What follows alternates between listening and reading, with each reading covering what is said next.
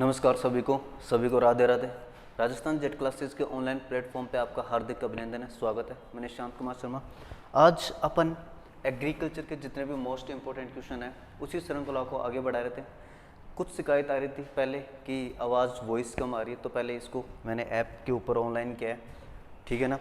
आज एक बार थोड़ा सा वॉइस को चेक कर लेते हैं कि वॉइस प्रॉपर आ रही है कि नहीं आ रही है।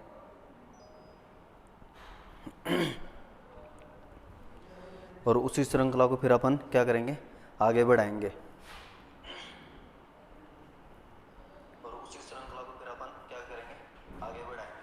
बिल्कुल ठीक है, प्रॉपर वे में आवाज़ आ रही है।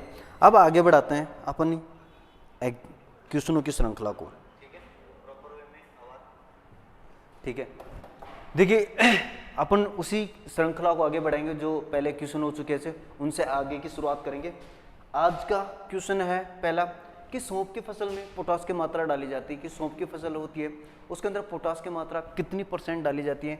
तो ये आपको कितनी किलोग्राम डाली, ये देखिए कि 25 किलोग्राम प्रति हेक्टेयर डालते हैं, या 0 किलोग्राम प्रति हेक्टेयर डालते हैं, 50 किलोग्राम प्रति हेक्टेयर डालते हैं, 125 किलोग्राम प्रति हेक्टेयर डालते हैं। तो एक चीज़ ध्यान रखना, जो सौंफ है ना वो खुद पोटास से भरपूर होती है। क्या होती है? पोटास से भरपूर होती है। इस वजह से सौंफ की फसल के अंदर पोटास की आवश्यकता नहीं होती है। इस वजह से इसका आंसर क्या आ जाएगा बेटा? ऑप्शन नंबर सेकंड इसका आंसर आ जाएगा, ठीक है ना। आंसर क्या आ जाएगा? ऑप्शन नंबर सेकंड इसका आंसर आ जाएगा। क्यों? खुद पोटास के इसके अंदर, सौंफ के अंदर किसकी मात्रा अधिक होती है? पोटास की मात्रा अधिक होती है। नेक्स्ट क्वेश्चन की ओर बढ़ेंगे। आंवले के पौधे में पुष्प किस माह के अंदर आते हैं? अक्टूबर के अंतर्गत आते हैं, अगस्त के अंतर्गत आते हैं, फरवरी के अंतर्गत आते हैं, या जून के महीने के अंदर आते हैं? तो ध्यान रखना, जो आंवले के अंदर जो पुष्पन की क्रिया होती है, फ्लावरिंग होती है, वो कब होती है बेटा? ये होती है फरवरी मार्च के अंदर, फरवरी या मार्च, ठीक है ना। फरवरी मार्च के अंतर्गत आती है। अगर ऑप्शन के अंदर अगर आपको मार्च अप्रैल भी मिल जाए तो भी वो आंसर क्या होगा? सही होगा, ठीक है। नेक्स्ट क्वेश्चन की ओर बढ़ेंगे। आज का क्वेश्चन, आंवले से पानक बनाने के लिए कितना साइट्रिक एसिड का प्रयोग किया जाता है? तो ध्यान रखना, सबसे पहले आपको यह पता होना चाहिए जो पानक होता है उसका TSS कितना होता है। जो पानक का TSS होता है ना वो होता है बेटा 40। कितना होता है पानक का TSS? 40 डिग्री ब्रिक्स होता है। ये आपको पता होनी चाहिए पानक का TSS। अब ये कह रहा है कि आंवले के पानक बनाने के लिए साइट्रिक एसिड, ये साइट्रिक एसिड की मात्रा है ना कितने % होती है? तो आपको खुद को पता होना चाहिए कि जो आंवला होता है उसके अंदर भरपूर मात्रा में खुद में साइट्रिक एसिड होता है। तो यहाँ पे किसी भी प्रकार के साइट्रिक एसिड की आवश्यकता नहीं होती है। तो इसके अंदर क्या आंसर आ जाएगा? 0 ग्राम साइट्रिक एसिड की अपन को क्या होगी? आवश्यकता होगी, ठीक है। नेक्स्ट क्वेश्चन की ओर बढ़ेंगे कि वरुणा निम्न में से किसकी किस्म है? वरुणा है किसकी किस्म है? कौन सी की है? अरंडी की है, धान की है, सरसों की है, अलसी की है? तो एक चीज ध्यान रखना, जो वरुणा किस्म है, कौन सी? वरुणा। अच्छे तरीके से देख लो इसको, क्या नाम है इसका? वरुणा। तो ध्यान रखना, जो वरुणा किस्म है वो है बेटा सरसों की। किसकी है? सरसों की। लेकिन एक चीज ध्यान रखना, एक वैरायटी और आती है, वो आती है अरुणा। एक तो वरुणा है और एक जो वैरायटी आती है वो अरुणा है। तो ध्यान रखना, अरुणा किसकी है? अरंडी की। अब इसको याद करने का तरीका क्या है? इन दोनों का ऐसे ए मिला दो भाई, अरुणा में ए आ रहा है और अरंडी में ए आ रहा है, तो दोनों को ये पहचान कर लेना आपको कि क्या है, अरंडी की वैरायटी कौन सी है? अरुणा है, और वरुणा किसकी है? सरसों की वैरायटी है, ठीक है। यही पहचान के द्वारा इसको क्या कर देंगे अपन, अलग अलग देख सकते हैं इसको, ठीक है। नेक्स्ट क्वेश्चन है कि सूरजमुखी की फसल है, सूरजमुखी फसल क्रॉस पोलिनेटेड है, सेल्फ पोलिनेटेड है, दोनों है, या इनमें से कोई नहीं है? तो ध्यान रखना, जो सूरजमुखी की फसल है क्रॉस पोलिनेटेड का मतलब हो गया परपरागित हो गया, सेल्फ पोलिनेटेड का स्वपरागित हो गया, या दोनों है क्या? तो ध्यान रखना, जो सूरजमुखी की फसल है ना वो परपरागित होती है। कौन सी होती है? परपरागित होती है, ठीक है। तो इसका आंसर क्या आ जाएगा? पहला इसका आंसर आ जाएगा परपरागित होती है। नेक्स्ट क्वेश्चन है, नाइट्रिफिकेशन के लिए उपयुक्त तापमान। ये क्वेश्चन बहुत अच्छा है, लेवल का क्वेश्चन है। नाइट्रिफिकेशन, पहले तो आपको ये पता होनी चाहिए कि नाइट्रिफिकेशन होता क्या है, बोलते किसे नाइट्रिफिकेशन। मैंने आपको एक दिन एक रिएक्शन लिखवाई थी, यहाँ पे क्या था? NH4। NH4 को किस में बदला था? NO2 माइनस के अंदर, और इस NO2 माइनस ने किस में बदला था? NO3 माइनस में। तो ये तो क्या है अमोनिया, ये क्या है नाइट्राइट है, और ये क्या है नाइट्रेट है, ठीक है ना। इनकी जो क्रियाएं होती है जिनके अंदर, अब यहां पे तो क्या था नाइट्रोसोमोनास,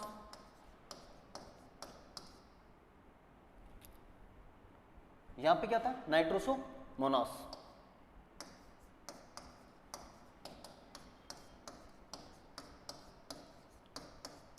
यहां पे तो था नाइट्रोसोमोनास, और यहां से जो नाइट्राइट से नाइट्रेट में जो बदलने वाला जीवाणु था वो कौन सा था नाइट्रोबैक्टर।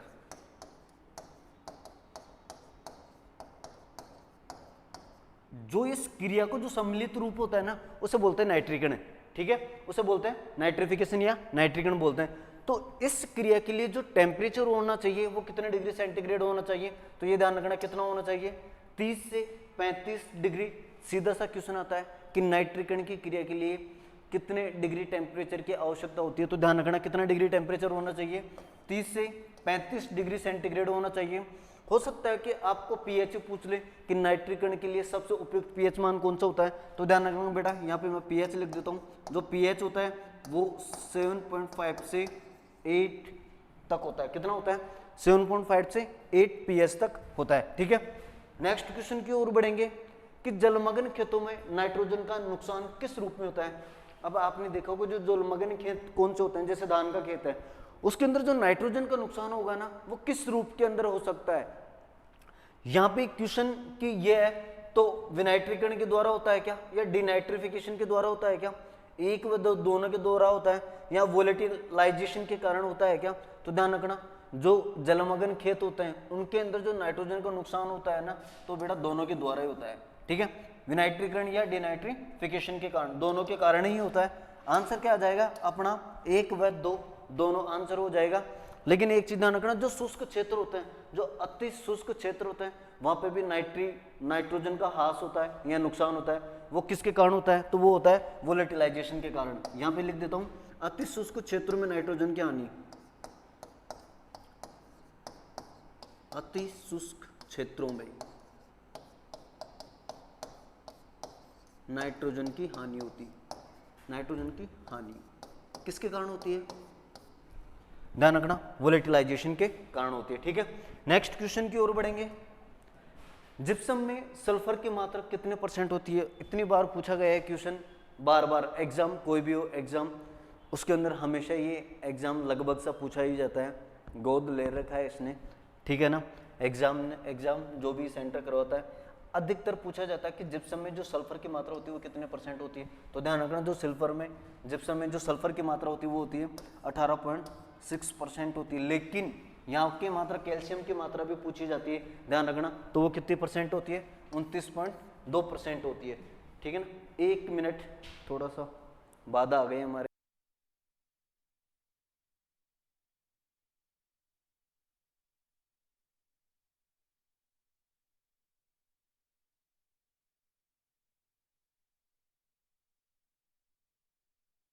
हाँ थोड़ी देर के लिए क्षमा प्रार्थी हूँ, ठीक है। आवाज़ नहीं है तो बता देना भाई। 1 मिनट कोई कमेंट्स आया हुआ है क्या, 1 मिनट सब कमेंट्स वो ओपन कर लेता हूँ। सर को मैसेज देखते नहीं है क्या, पता नहीं सर।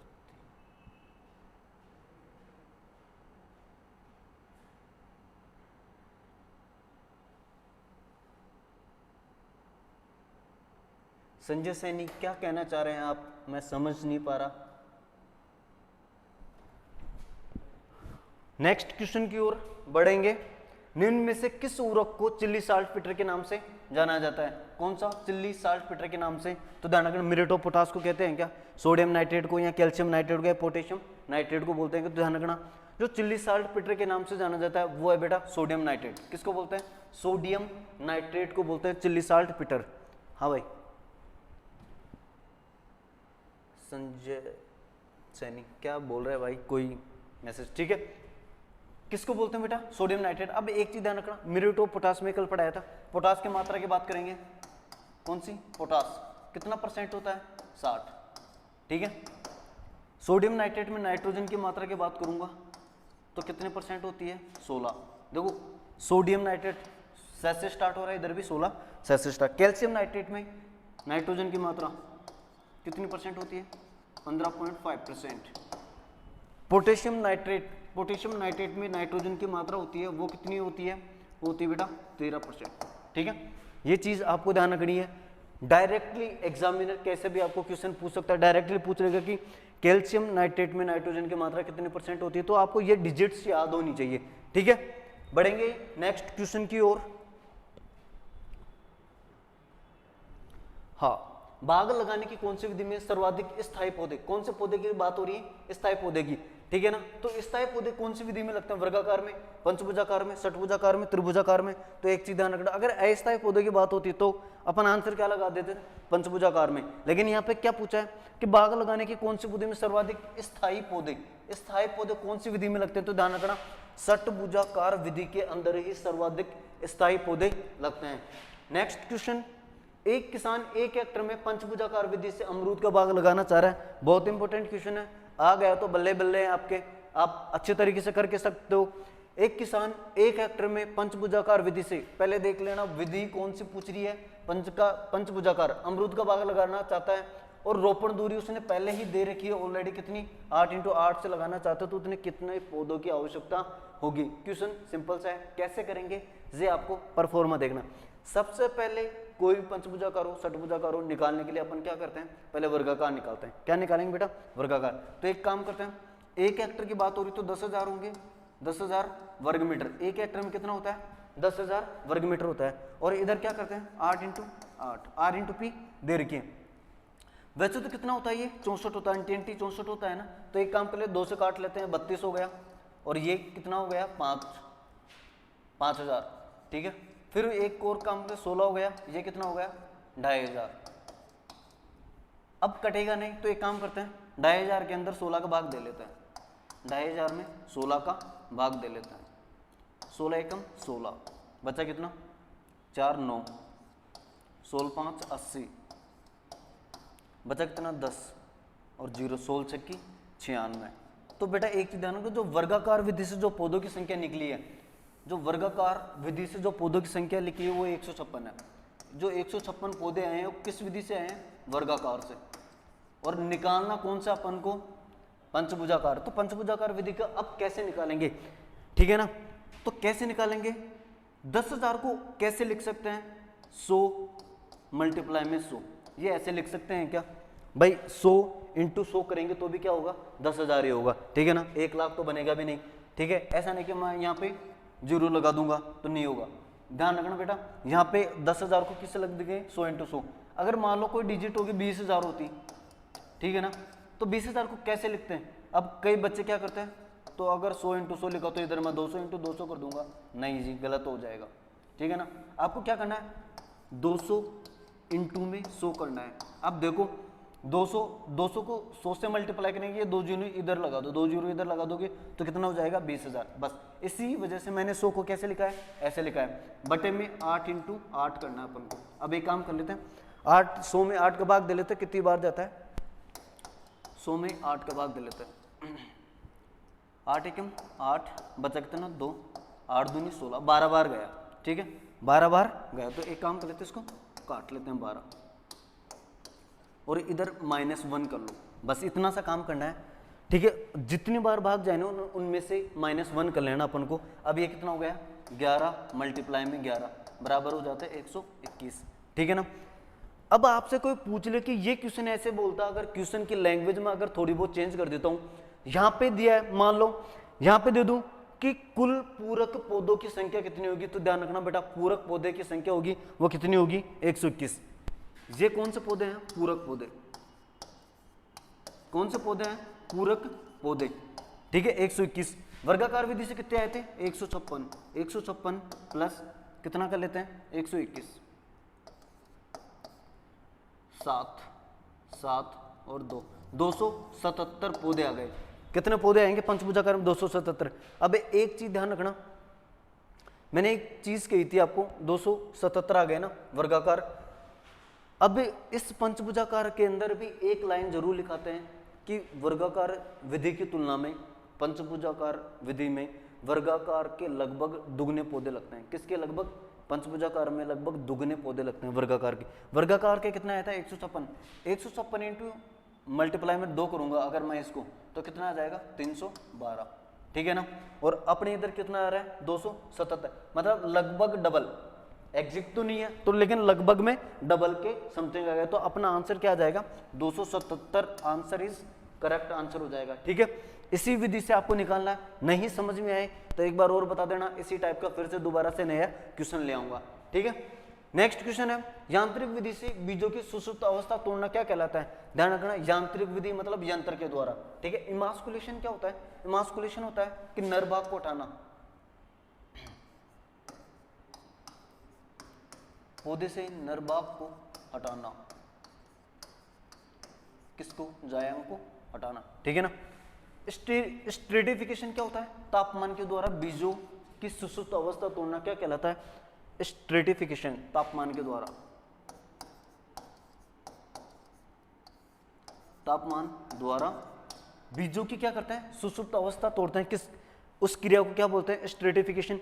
स्केरिफिकेशन क्या होता है, यंत्र के द्वारा बीजों की सुषुप्त अवस्था तोड़ना क्या कहलाता है, स्केरिफिकेशन कहलाता है। नेक्स्ट क्वेश्चन है कि बीज है, एक बीज क्या है, विकसित भ्रूण है, अपरिपक्व भ्रूण है, परिपक्व बीजांड है और परिपक्व भ्रूण है। तो ध्यान रखना, जो अधिकतर बच्चे यहाँ पे बहुत बड़ी गलती कर देते हैं, जो बीज को क्या करते हैं, परिपक्व भ्रूण के आंसर लगा देते हैं। ध्यान रखना, जो भ्रूण होता है ना वो कौन सा भाग होता है और बीजांड होता है वो कौन सा भाग होता है, ये आपको बहुत जरूरी है। ये जो ना बीज क्या है, एक बीज है एक, तो बीज ध्यान क्या है, परिपक्व बीजांड होता है। ये मान लो ये कौन सा है, बीज है, जो बीज के अंदर जो भाग होता है, जो लेयर से चिपका हुआ होता है, वो भाग कौन सा होता है, भ्रूण होता है। ये ध्यान रखना, जो अंदर लेयर का भाग होता है, जो चिपका होता है, वो भाग कौन सा होता है बेटा, भ्रूण होता है, ठीक है। तो आंसर क्या हो जाएगा, option number 3 is right answer.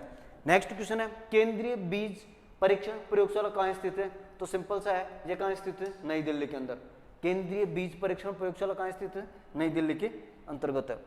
Rajasthan में चैती गुलाब की खेती कहाँ पे की जाती है, बहुत मोस्ट है, एग्रीकल्चर सुपरवाइजर में भी मिला है। और पिछले साल आपने देखा होगा, जो चैती गुलाब है इसका वानस्पतिक नाम पूछा गया था, रोजा डेमिशियाना। क्या होता है इसका वानस्पतिक नाम, रोजा डेमिशियाना। और इसकी जो सर्वाधिक खेती होती है वो कहाँ पे होती है बेटा, खमनौर राजसमंद में। कहाँ पे होती है, खमनौर राजसमंद में। अजमेर, पुष्कर अजमेर में किसकी होती है, देसी गुलाब की, देसी गुलाब। सर्वाधिक देसी गुलाब कहाँ पैदा होता है, पुष्कर अजमेर में, ठीक है। नेक्स्ट क्वेश्चन है, वीरबल साहनी किस एक पुष्प की वैरायटी है। ध्यान रखना, जो एग्जामिनर जो ध्यान देता है ऐसी वैरायटी पे देता है जिसका नाम अजीब सा हो, है ना। अब ये देखो, वीरबल साहनी किस पुष्प का एक किस्म है, किस पुष्प की, ग्लेडियोलस की, गेंदा की, गुलदाउदी की। ध्यान रखना, ये गुलदाउदी की बहुत इंपॉर्टेंट वैरायटी है वीरबल साहनी। नेक्स्ट है, कुल घुलनशील ठोस पदार्थ द्वारा ज्ञात किया जाता है, लैक्टोमीटर के द्वारा, ब्यूटारोमीटर के द्वारा, पिक्नोमीटर के द्वारा या रिफ्रैक्टोमीटर के द्वारा। देखो बेटा सिंपल सी बात है, पिक्नोमीटर मृदा घनत्व ज्ञात करते हैं, इससे क्या ज्ञात करते हैं, मृदा घनत्व, ठीक है। ब्यूटारोमीटर वसा का अपेक्षित घनत्व,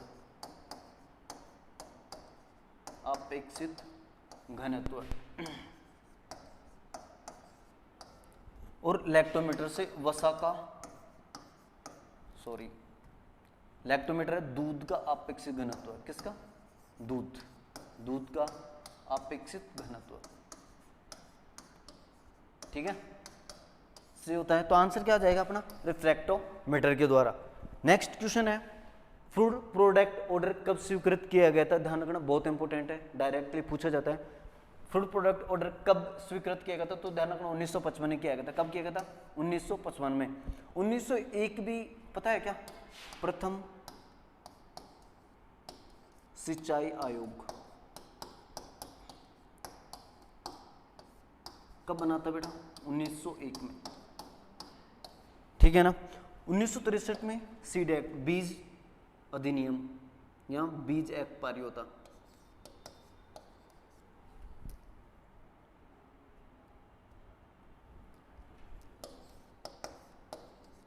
बीज एक्ट, ठीक है। नेक्स्ट क्वेश्चन की ओर बढ़ेंगे, निम्नलिखित में से कौन सा सुमेलित नहीं है, फलपाक। अब आपको ये पता होनी चाहिए, फलपाक आजकल क्या बोलता है, फलपाक है, अवलेय दिया हुआ है, तो फलपाक का टीएसएस कितना होता है, 68 डिग्री ब्रिक्स। पहले बात तो आपको ये बताना है, फल पाक होता है ना, ये इसको बोलते क्या है? फल पाक क्या होता है बेटा? जैम। क्या होता है? जैम होता है।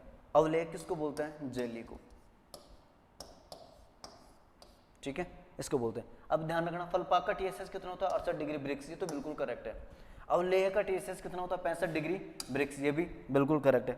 अवलेह का अंतिम पकाव बिंदु का तापमान 105.5 डिग्री सेंटीग्रेड होना चाहिए, ये भी बिल्कुल करेक्ट है। उपरोक्त सभी आंसर आ जाएगा इसका, ठीक है ना, उपरोक्त सभी आंसर आ जाएगा। नेक्स्ट है, पैक्टिन की मात्रा ज्ञात की जाती है सी टेस्ट से, ड्रॉप टेस्ट, एल्कोहल टेस्ट और सिरका टेस्ट। तो ध्यान रखना, जो पैक्टिन की मात्रा ज्ञात की जाती है वो किससे करते हैं? एल्कोहल टेस्ट से करते हैं। अगर ऑप्शन में एल्कोहल टेस्ट नहीं होता तो किससे करेंगे? जेलीमीटर से। किससे करेंगे? जेलीमीटर के द्वारा। नेक्स्ट क्वेश्चन है, हाँ ये क्वेश्चन बहुत इंपॉर्टेंट है और आपके लिए नहीं, हमारे लिए भी इंपॉर्टेंट है और आपके लिए भी इंपॉर्टेंट है। कोई भी विद्यार्थी कृषि प्रशिक्षक का न्यू बैच 1 जुलाई से स्टार्ट हो रहा है। किसी का भी भाई बहन कोई भी हो, मामा मामी, जिसको भी कृषि प्रशिक्षक की तैयारी करनी हो, वो 1 जुलाई 2025 से अपना न्यू बैच स्टार्ट हो रहा, बिल्कुल 0 लेवल से स्टार्ट हो रहा है, ठीक है ना। कोई भी इंफॉर्मेशन चाहिए तो स्क्रीन पर दिए हुए नंबर पे आप संपर्क कर सकते हैं, ये हमारे डायरेक्टर सर के नंबर है, ठीक है। नेक्स्ट है, जेली बनाने वाले फलों में अधिक मात्रा में क्या होना चाहिए? पैक्टिन। बिल्कुल, जेली के लिए सर्वाधिक जो सबसे उपयुक्त होता है वो क्या होता है? पैक्टिन होता है, ये तो कंफर्म है। पैक्टिन तो क्या होना चाहिए? होना चाहिए, लेकिन विटामिन इसकी कोई आवश्यकता नहीं होती। पैक्टिन तो होना चाहिए। शर्करा, शर्करा भी होनी चाहिए लेकिन कम, इतनी आवश्यकता नहीं है। क्या होनी चाहिए? पैक्टिन दे रखा है, होनी चाहिए लेकिन अम्ल, ये दोनों ऑप्शन। ऑप्शन नंबर 3 इज बिल्कुल करेक्ट आंसर है। पैक्टिन के साथ में अम्ल की मात्रा भी उसमें क्या होनी चाहिए? अधिक होनी चाहिए, ठीक है ना। Very good. नेक्स्ट क्वेश्चन की ओर बढ़ेंगे। डिब्बा बंदी के लिए उपयुक्त सब्जी कौन सी होती है? मिर्च है, गाजर है, टमाटर है, मटर है। तो अब आपको यहाँ पे लग रहा होगा कि सर मिर्च का भी अचार बनाते हैं, गाजर का बनाते हैं, टमाटर मटर सभी का बनाते हैं। तो ध्यान रखना, जो डिब्बा बंदी के लिए जो सबसे उपयुक्त सब्जी होती है वो होती है बेटा मटर। क्या होती है? मटर। डिब्बा बंदी के लिए जो सबसे उपयुक्त सब्जी होती है वो कौन सी होती है? मटर होती है।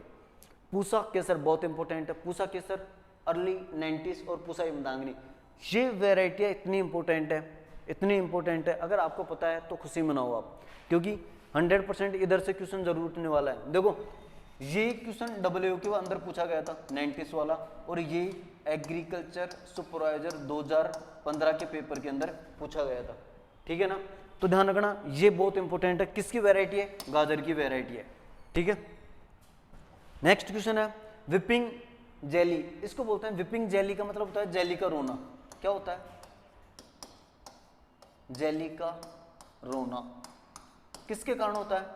तो ध्यान रखना, खटास की अधिकता के कारण हो जाता है, कम चीनी होती है तो भी हो जाता है, अपर्याप्त मात्रा में पैक्टिन होता है तो भी हो जाता है।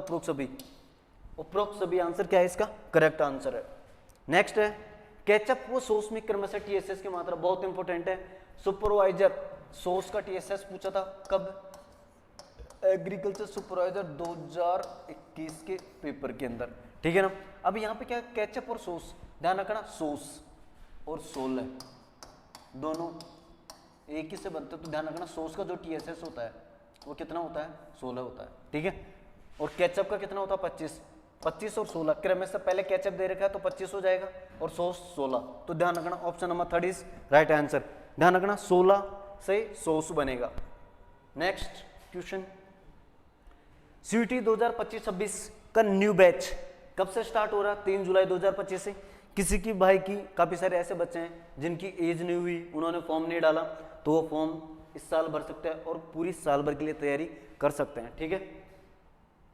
आज के लिए इतना ही था, मिलेंगे नए क्वेश्चनों के साथ में, तब तक के लिए धन्यवाद। आगे नए क्वेश्चन ले आऊँगा, अच्छे क्वेश्चन बना के लेके आऊँगा, ठीक है ना।